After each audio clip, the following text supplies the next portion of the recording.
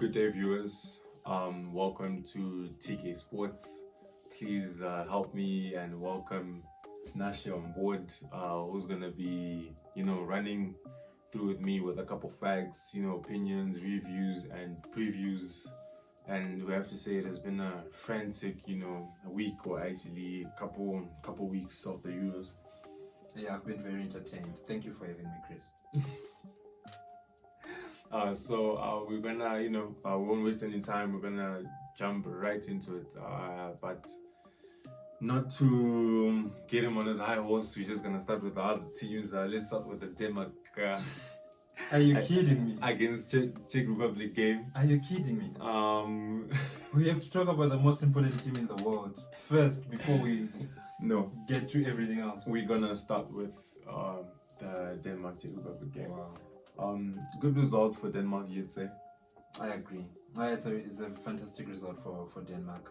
I don't think when the tournament started, or even before, just before the tournament started, give them a place in the semi-finals. They would cut your leg off for it. They would do almost anything to get there. But as you know, with football, the results just show what's been going on, the work you're putting in and everything. They've deserved to get to the semi-final. It's not like they've been lucky or anything. The way they've performed, I reckon they deserve to be there. Yeah, most definitely. I have to say, Christian Eriksen, I think we'll always say this in every episode. The drive is there. Even when you notice results, let's say like a 2-1, in as much as it's not the biggest gap that they've won with so far this season, the performances they're putting in, you can see that there's unity in this team. There's a passion, there's a drive, to make sure. So now, the Czech Republic game is in the bag. That's signed with all the players. Another one. So come the semi-finals, when they face. What are they facing, by the way? I think I'm struggling to remember. Please just give me who are they facing in the semi-final? When they face the Three Lions, England. That's a tough one. That's a tough one. For Denmark especially. Moving on to that, tough on Sushek and Sufao, the West Ham duo couldn't really make it, past the quarterfinals. I have to say they came across a very strong and passion-driven Denmark side who are looking to really take this trophy by the neck. So we'll see how that goes. Moving to the next game. Yes. England against Ukraine. Oh, they swept away Ukraine. 4-0 win, comprehensive. I have to say, set pieces. But we've always been good at set pieces, Chris. If you remember the World Cup in. Are you gonna leave me hanging? Okay, sorry. But we've always been good at set pieces. If you remember that at the World Cup in Russia. Yeah, exactly. Where Harry Maguire and them were scoring headers and stuff like that. And Trippier as well from the dead ball. I have to say, I saw a meme yesterday. Yeah. Luke Shaw. He had number 3. Roberto Carlos. They were just like, he looks in the mood. He's enjoying the Euros. He looks like a different person. He's enjoying the Euros. From the Luke Shaw of, let's say, maybe 2 years ago to the Luke Shaw now, it's like maybe 2 different people. I don't know if they've made those advances in science yet where maybe they can switch people's bodies and stuff like that. Maybe it's a new different person. It's totally different. It's playing so well. It's a totally different person, like I have to say. So yeah, well done to England. Harry Kane finally getting his form back. You should say. He looks happier. Yesterday 4 shots on target. 3 goals now for Kane. 3 goals now for Kane. In 5 matches.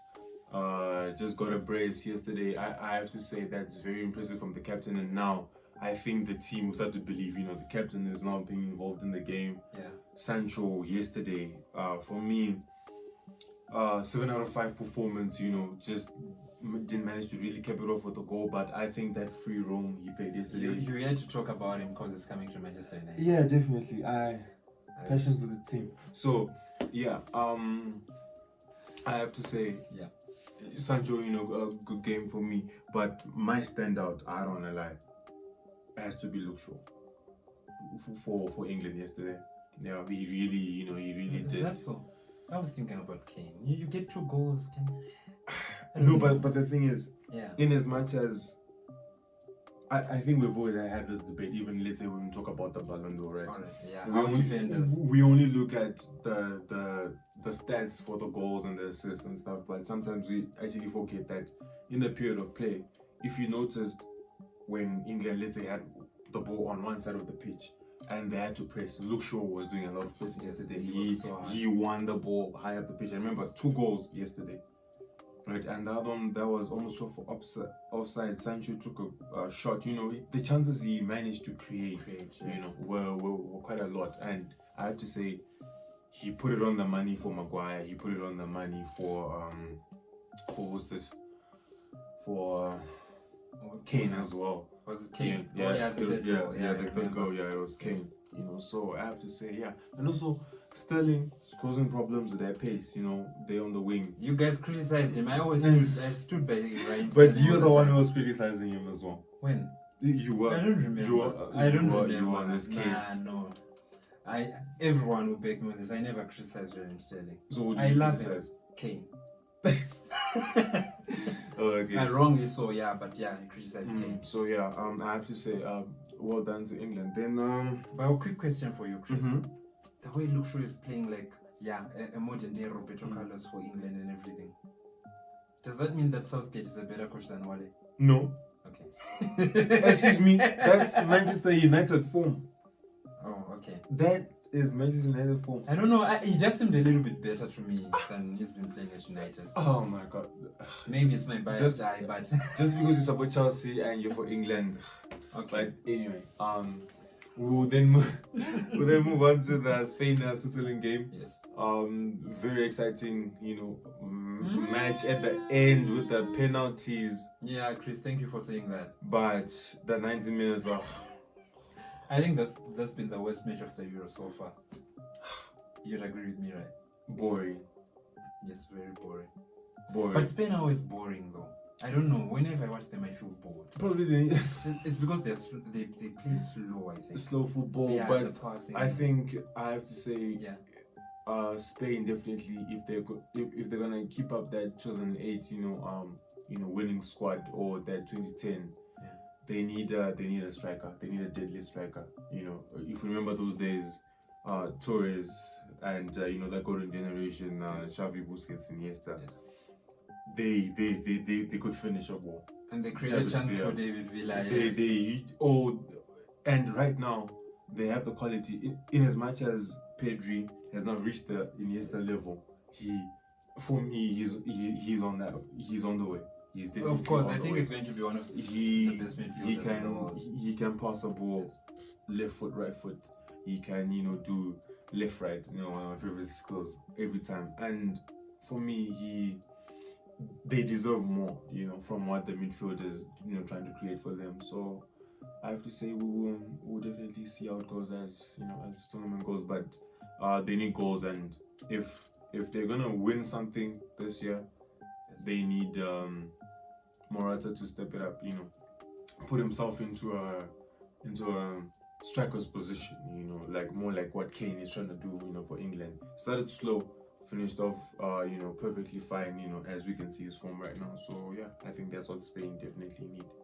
But with Morata, I wanted to ask, with Morata, is it a question of confidence or maybe just ability-wise?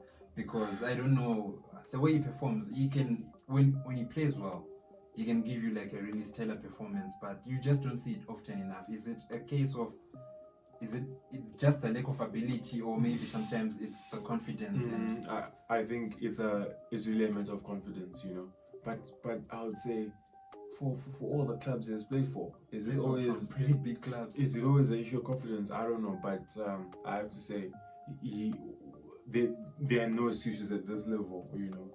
It could be your confidence, it could be other matters. You just need to step it up. And if Spain are gonna win something, they need goals. They definitely need goals. They can't be going to extra time. Every knockout game, fatigue by the time the final comes, it's gonna take a toll on them. I understand. So yeah, very tough on Switzerland. A very good fight. Sommer has to be one of the best goalkeepers for me I've seen. Can we put it down to Imbolo getting injured? Shaka was missing for that I was game about to bring that up. Yes. in the midfield. I would definitely put it down to that. I have a feeling if those two key players are there, and Shaqiri looked to step up, knowing that they were in a deficit of players. In the match they were 11, And I gave some flack to Shaqiri, if I still remember. yeah, you were actually criticizing him. Say no. No, I'm not going to say. Yeah, I'm there not, you I go. agree. So what Yeah. what you're trying to say, Chris, is you telling me that if Shaka was there, this is a different result. For me, Are you Yeah. quite certain that maybe if Shaka plays, Switzerland win that game? Shaka and Imbolo had to be fit for that game.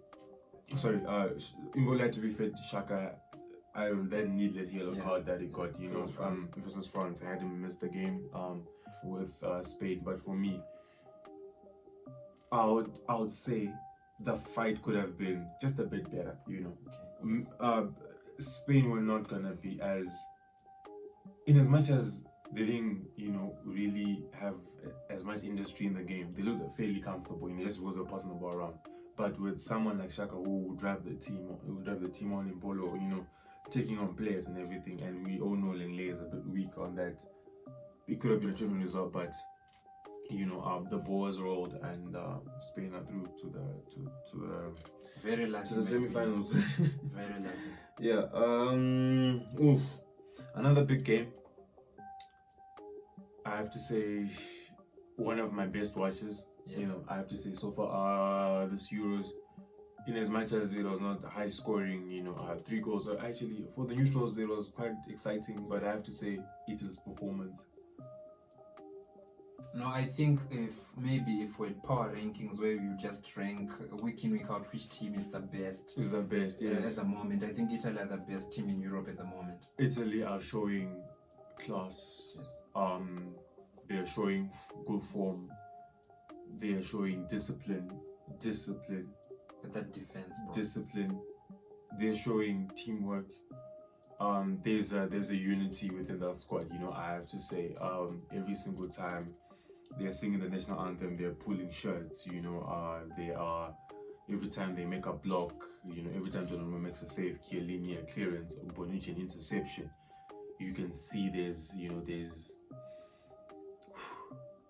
they're amalgamated, if I the can support say. they've got, They're in the together, group, the togetherness. Yes. Their togetherness, and I have to say, that was the edge for me. That was the edge. So you're saying Belgium didn't have that, or maybe they had it, but I'll be very honest. yes. Everyone who played for Italy stepped up, and not everyone who played for Belgium stepped up. Especially like I'll probably put it down to what can I say, work rate. At some points of the game, Italy looked quite in control. For a bit of the match, De Bruyne popped into a few positions there and there, but one thing I can say is in transitions, Italy worked very hard because every time that De Bruyne get on the ball, he's forced either to shoot. The pass into Lukaku is not really on. And because we have Spinazzola and Di Lorenzo pinning the wingbacks high and wide. When De Bruyne does get the ball in the pocket, he didn't have A lot of options. on the wing, and it could be only Lukaku. But Chiellini literally put Lukaku in his pocket. That game, we're used to Lukaku winning a lot of balls, but the frequency in which he won the ball, sometimes he could win it, but there's no support. Sometimes when there's support, he couldn't hold on to it. And in as much as he's strong, Chiellini made sure that he definitely knew. Yeah, I definitely agree with you. I would say that Italy are very solid. They're a very good group at the moment. Yeah, they've got everything. They have everything, and I was actually seeing a reel actually on Instagram. Yeah. So you're always on Instagram. I mean. Yeah, I can't really say that, but you can actually see they were spinning they were singing Spinazzola's name on their way back. He got injured. Yeah, he got injured, ruptured his tendon, and he could be out for 5 to 6 months, but others say probably 8, 9. Yeah, you know. 5 to 6. I think that's rushing him. Yeah, that's probably rushing him, and maybe Yeah. full recovery for him to. I mean, maybe get to match sharpness. Probably a good 9 months. Oh, yeah. I think why they're saying 5 to 6 months, isn't it? He plays for Roma. Roma have made some mistakes as well in the past. What's that kid's name? Your favorite kid, Zaniolo. Zaniolo. I remember. Yeah, he got an injury, a very serious injury as well. Then they brought him back like maybe too quickly. Then he got injured again in the same thing. Now he's out for even longer. Now he's out for even longer. So it will be 5, 6 to have him repaired. Then probably another 3 months just to get the match up who's going. But there isn't really much we can say about Belgium. The Hazard probably sitting out. Was it edgy on that fact? We won't really put it down to that, because I would honestly say Italy looked a perfect squad. Everyone in that team, Verratti, I give it as all. Barella, very good for performance for me. Jorginho, oh yeah, he scored a goal. Barella scored the first goal. Yeah, he scored the first goal. I love that kid. I love him.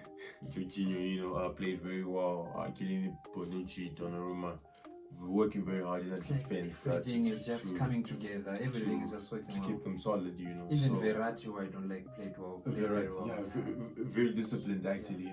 Of course, had to come off because of the yellow card. He couldn't really miss the semi. I mean, no, he could afford to miss the semi. He could afford. Win. He could afford, but as a manager, you need to know you need the cream, to be available. You don't need doubts. You can't be putting a team sheet on and say Verratti is not in.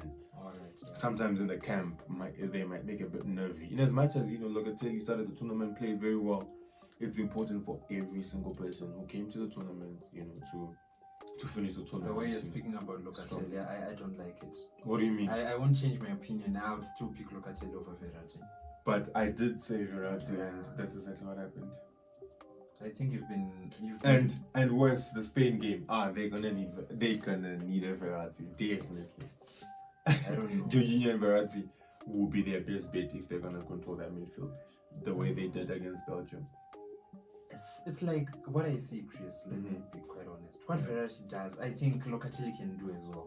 Maybe not better than Verratti in terms of controlling and being technical. Yeah. But I think he's got like maybe 80% of what Verratti has got. But then can add other more assets into the game, like the way he bombs forward, the way he can create chances for others and himself. He can also score. Yeah. I don't know. That's just why I like Locatelli more than Verratti. But fair enough, I guess. Alright, no. Yeah, or maybe they're gonna lose to Spain because of that. Then I'll hate Mancini forever because I don't like Spain. Okay, can I make a declaration? Yes, before we go? yeah. I think this was it for Belgium. I don't want to lie. This was the last time. This was the last chance. The last chance. I don't even give them a chance at the next World Cup. They won't win it. I'm saying it now. I don't know if you agree with me. They won't win it. Not in a million years. It's done. Never again. Really? For a long time. For a long time. Because how do you replace De Bruyne, Lukaku, Hazard? Because I think after this World Cup, it might be the last tournament for them. Are they going to play again for Belgium? Because they're quite old. De Bruyne seems to be getting to 30. Hazard is already 31, 32. Lukaku 29, going on 30 as well. Are they going to be able to play another tournament? Yes. Russia.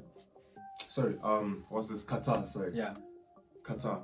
Yeah. Oh, one last time.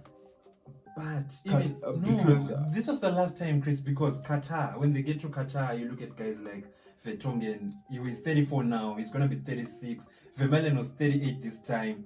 He was so old. Alderweireld as well. I think he's 30. That defense is old. Who are they going to replace those guys? Qatar is in 2022. Yeah, it's next year. But this year, but it's just like a year. It's national. I know, but you look at teams like France who lost. They're going to be inching for revenge.